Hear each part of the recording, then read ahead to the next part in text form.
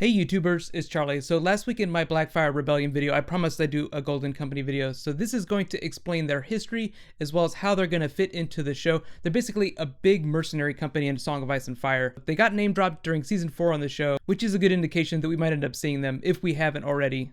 I'll also be explaining my Game of Thrones Comic-Con giveaway at the end of the video. Hello any new people, if you're finding me for the first time, I do weekly Game of Thrones videos, be sure to subscribe to get everything, and congratulations to Noro, you are this week's book giveaway winner. I'll be messaging you for details. That's a weekly thing too, the book giveaway. All you have to do to participate is be a subscriber and leave a comment. I'll pick one random winner from the comments to get one of Martin's books. Don't worry, my word is as good as gold. That's actually a Golden Company motto, but certainly something I try to live up to. The Golden Company has a couple of sayings, and they give you an idea of what goes on in their headspace. The one that everyone quotes is, "Our word is as good as gold," which is pretty self-explanatory. We don't break our word, and we'll do whatever our contracts say we're gonna do. That motto started in the early days after the city of Qohor refused to pay a contract the company had completed. They basically sacked the city as an answer, and thus began their reputation of fidelity. Their battle cry is a little bit different. It's "Beneath the gold, the bitter steel." It's an homage to the founder of the company, Aegor Rivers, who's also known as Bittersteel. He's the bastard half-brother of Daemon Blackfire and the Bloodraven. They were all part of the first Blackfire Rebellion. In case you didn't see the video I did for that, I'll add a link in the description. The creation of the Golden Company is tied up in the events of the Blackfire Rebellion, so let's rewind a little bit to the end of that war. It took place a little bit over 100 years ago on the show. At the end of that rebellion, Bittersteel managed to reclaim the Targaryen sword, Blackfire, that had belonged to Daemon Blackfire and all the Targaryen kings preceding him back to Aegon the Conqueror. He took the sword and all the survivors on the losing side of that war and fled to Tyrosh. The Bloodraven was on the other side of that war, and Bittersteel ended up taking one of his eyes out. I think the show didn't really follow up on that whenever they showed the Three-Eyed Raven. For those who haven't read the books, the Bloodraven is the Three-Eyed Raven. It's just what he was called before he became the Three-Eyed Raven. Now he's just known as the Last Greenseer, even though technically Bran should be called the Last Greenseer. But anyway, all the Blackfire survivors fled to the east and established themselves with mercenary companies. That's what any highborn exile trained in swordplay would do. You know, they'd join a mercenary company. It's a lot easier choice for someone trained in combat to make. Most highborn males and Briennes receive extensive weapon training growing up. The exception is when people decide to join the Citadel and become maesters. The mercenary band that Bittersteel ended up joining was the Second Sons, but he was only with them for about a year. He left to form his own mercenary company when he saw several other exiled lords joining other mercenary companies. All those people had been supporters of the Blackfires during the rebellion. It was a way to rally the banners of the other exiled lords in case they ever wanted support for a future war of conquest.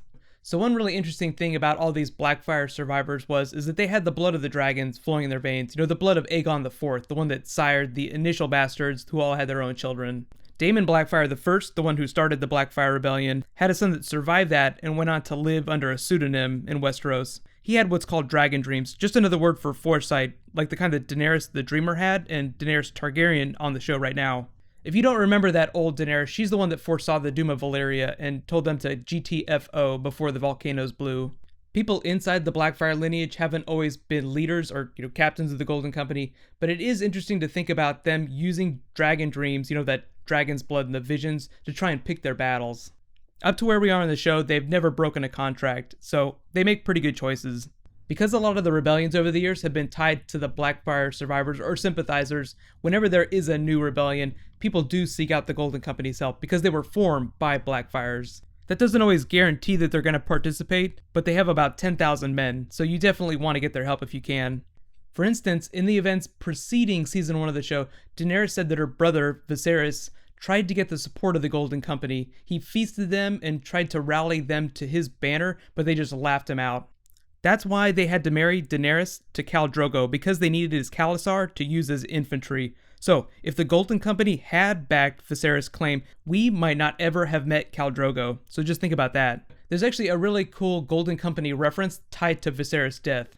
If you remember, when Khal Drogo killed him by pouring the molten gold all over his head, it was straight out of the books, obviously, but you could also draw a reference to the death of Bittersteel. When Bittersteel died, he decreed that his subordinate should boil his skull, dip it in gold, put it on a banner, and carry it before them as they tried to reclaim the Iron Throne. That's why their sigil is a spear with the golden skulls on it. Boiling former commanders' skulls and dipping them in gold, adding them to the banner, just became a tradition. In present day, it's mandatory, but you're dead, so what do you care what they do with your skull? The second Blackfire Rebellion wasn't something that the Golden Company participated in, but Daemon Blackfire II started something. It turned into more of a small plot, but the Golden Company did participate in the War of the Ninepenny Kings. That was another war that came on later. That was about 40 years after that failed second Blackfire Rebellion. Another Blackfire descendant, Malleus the Monstrous, and several other sellswords started the War of the Ninepenny Kings. It wasn't completely a Blackfire war, but because they were led by Malleus Blackfire the Monstrous, you could think of it that way. He was captain of the Golden Company at that time. They basically carved out a whole bunch of territory in the free cities for themselves and then turned their eyes to Westeros. So, because the Golden Company has endured for so long and been associated with so many wars to retake the Iron Throne or just take parts of Westeros, a lot of characters that you see on the show right now have crossed paths with them. For instance, Ser Barristan the Badass was the one that killed Malleus the Monstrous. He was called monstrous because he was born with a conjoined twin that fused in the womb, so he had this little head growing out of his neck with a larger than normal upper body. Like he had a giant upper body with a tiny little head attached to his head. The tale that people told about him was that he ate his twin inside the womb, thus he became monstrous. It would be like if the Mountain had a little head growing out of his shoulders that looked a little bit like the Hound. Imagine that, if you dare. Which is actually a pretty good transition to present day on the show. So during season 4, Ser Davos mentioned them to Shireen whenever he was talking about getting support for Stannis. He wasn't really thinking of them in the context of the Blackfires. Most of his interaction with them in the past has been with regards to their activities purely as mercenaries. He basically suggested to Stannis that they hire them using money from the Iron Bank.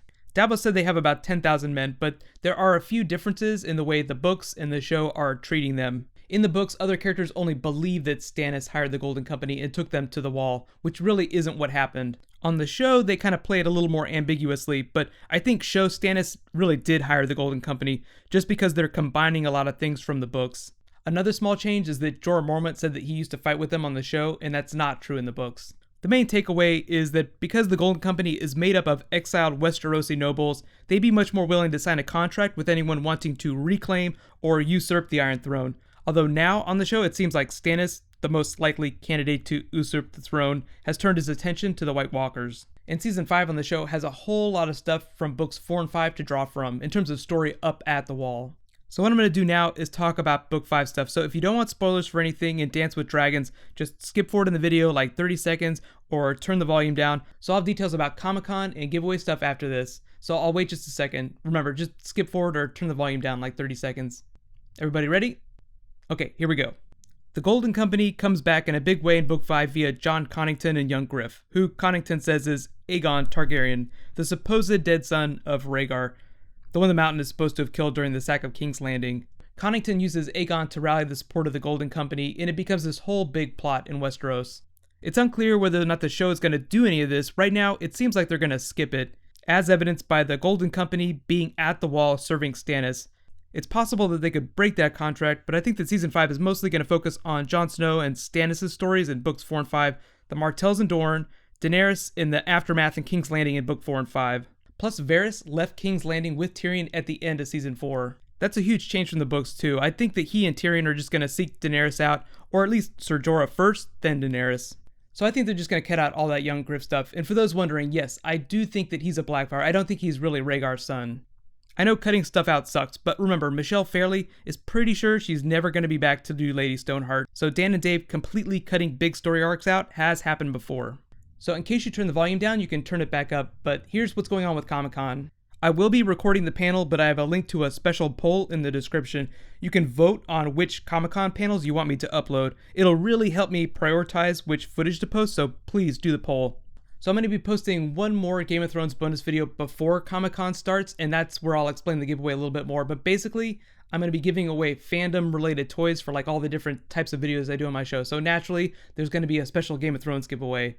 Again, all you have to do to participate is be a subscriber and leave a comment whenever I post that video. It's just like any other giveaway I do.